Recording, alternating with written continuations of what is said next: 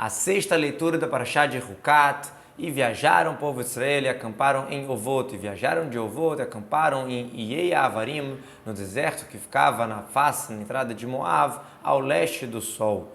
Beiei Avarim, eu não sei de Urash por que é chamado de Im, que a palavra I é uma linguagem de ruína, destruída, algo que foi varrido, e o Ain, ele é raiz da palavra, igual a palavra Yaim, que é usado para retirar as cinzas, etc. Havarim é dos caminhos onde passavam lá do Monte Nevô para a terra de Canaã, que interrompia entre Moav e Eretz Emori. Então era um caminho que tinha de passagem ali. Próximo a Moav, ao leste do sol, ou seja, ao leste da terra de Moav. Dali eles viajaram e acamparam em Nahal Zared, no córrego de Zared. Dali eles viajaram e acamparam do lado de Arnon, que está no deserto, que saiam, como se fosse uma faixa que sai do limite do espaço do Emori, porque Arnon faz parte da demarcação do Moav e entre o Emori. Ou seja, o final da limitação deles de e assim também Gvul Moav, a palavra Gvul tem a ver com extremidade, com o final, com o limite.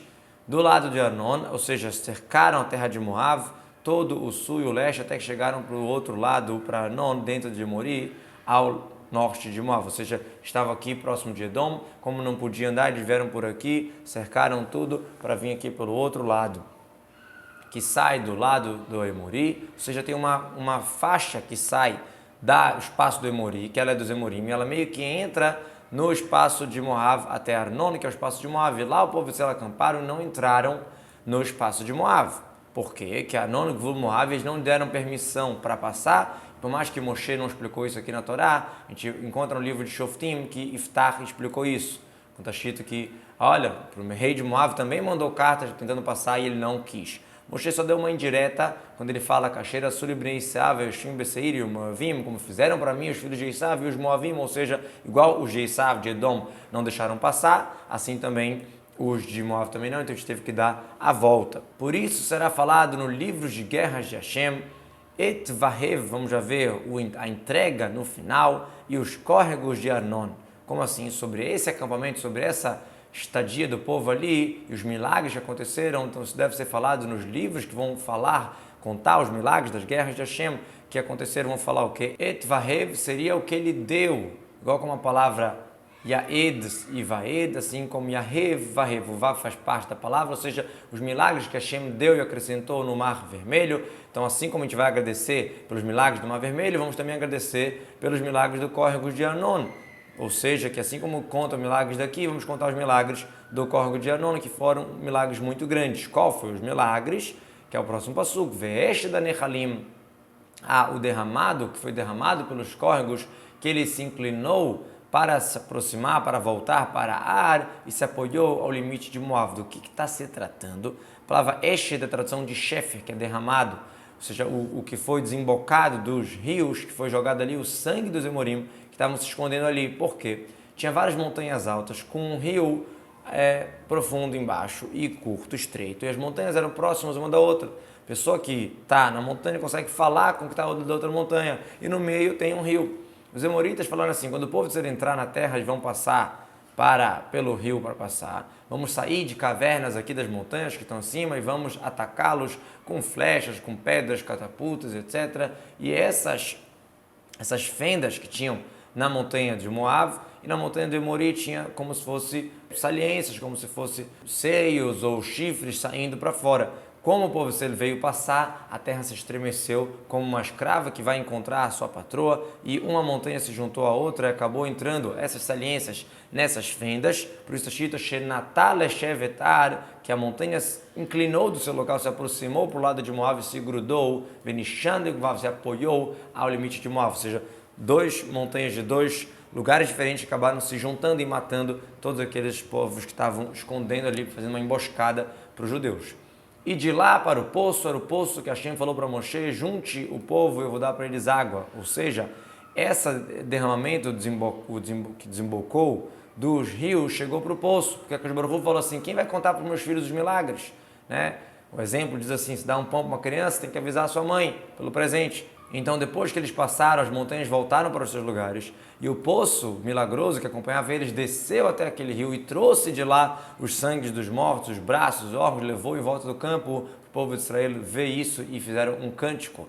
Az Yashir então cantou Israel esse cântico, Ali Be'er, suba poço, respondam para ela, ou seja, já que suba poço de dentro desse rio e traga o que você está trazendo, e aí eles estão vendo o milagre gigantesco. Como a gente sabe que o poço que contou para eles, porque está escrito, e de lá para o poço. Mas como assim? O poço não veio dali? O poço estava desde o início dos 40 anos com eles, somente que o poço foi lá descer para espalhar os milagres. Então, Az Yashir, então eles cantaram, ou seja, esse cântico está falando de um cântico que foi feito no final dos 40 anos, e o poço de novo estava desde o início. Então, por que está falando disso? Somente, como a gente falou, ele tem a ver com esse assunto, né, para explicar esse assunto que o poço veio trazer desses milagres que aconteceram agora. Esse poço que foi escavado pelos ministros, foi aberto pelos importantes do povo e o legislador, cada um com a sua vara, com seu apoio, e do deserto um presente. Como assim? Esse poço que foi cavado pelos ministros é Moshe e Aharon, com seus apoios, Mishanotam, que é o cajado. A gente sabe que também existia uma parte que os líderes das tribos puxavam com o cajado para a água sair e se aproximar da área onde cada um estava morando. E do deserto isso foi dado um presente. O Mimatanana Halel do presente desceu aos rios e dos rios, Bamot, às alturas, como a tradução do Onkelos explica, né? Depois que o poço foi dado, ele desceu até os rios e depois subiu de volta. O Mibamot, das alturas, chegou para o vale que estava no campo de Moab, no cabeça da montanha, no cume da montanha, e foi dado para ser visto na face de Shimon do deserto. Lá faleceu Moshe e lá parou o poço, então realmente foi ali que chegou até ali o poço.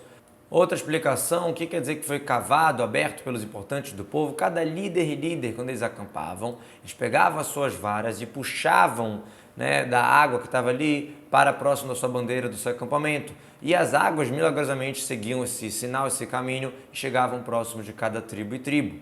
Bim Hokek é o legislador, é o Moshe, que é chamado Mehokek, como está escrito que lá é onde o Mehokek está escondido e está enterrado. Por que Moshe é citado nesse cântico aqui? Já que ele foi castigado, modo de falar, por causa do poço, por causa de ter batido na pedra, e não foi citado o nome de Moshe, também não é citado o nome de Akadosh Baruch Hu. Um exemplo de um rei que estavam convidando ele para uma refeição, ele falou assim, se o meu amigo não está lá, eu não quero ir. Então, como aqui Moshe está em indireta, o nome de Hashem também não está claro nessa shirá. Rocha Pisgah na cabeça do alto Ramata, ou seja, na cabeça da montanha. Pisgah é um lugar alto, Govo, uma colina, Pasgoa Menoteia, levantem seus palácios, etc.